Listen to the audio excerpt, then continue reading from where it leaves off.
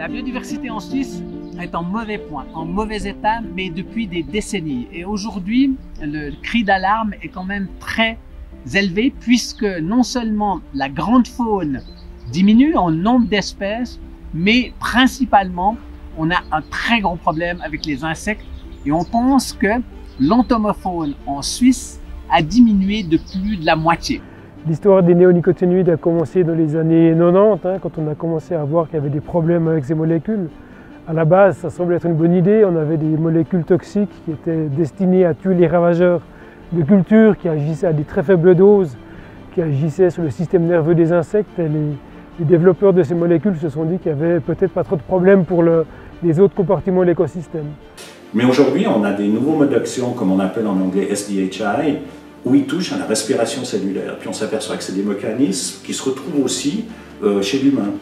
Si on prend un tout petit peu de cocaïne, un tout petit peu de benzodiazépine, un tout petit peu d'amphétamine, un tout petit peu d'alcool, un tout petit peu de tabac, un tout petit peu de ci, chacun des éléments individuellement, il ne va peut-être pas avoir d'effet, mais tous ensemble, ils vont avoir un effet. Et c'est ça qui est totalement imprédictible avec ces pesticides. Et on va vers l'inconnu et c'est très difficile de faire une régulation.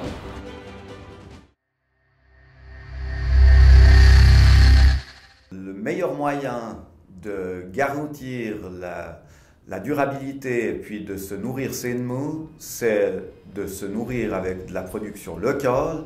Et le meilleur moyen de conserver la production locale, c'est de dire non à cette initiative extrême qui fera baisser la production locale, alors que les efforts qui ont déjà été faits jusqu'à maintenant par l'agriculture suisse vont continuer à l'avenir.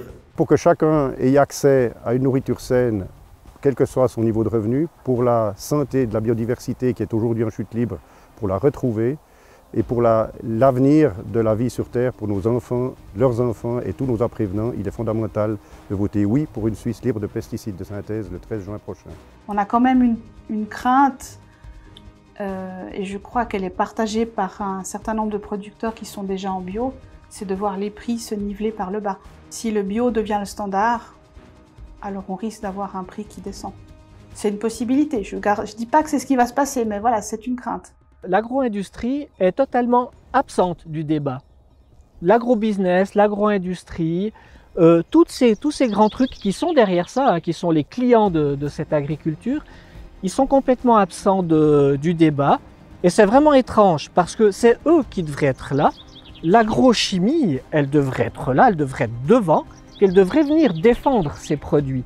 Pourquoi elle envoie les agriculteurs au combat? Pourquoi on doit taper sur les agriculteurs alors que c'est à eux de venir s'expliquer?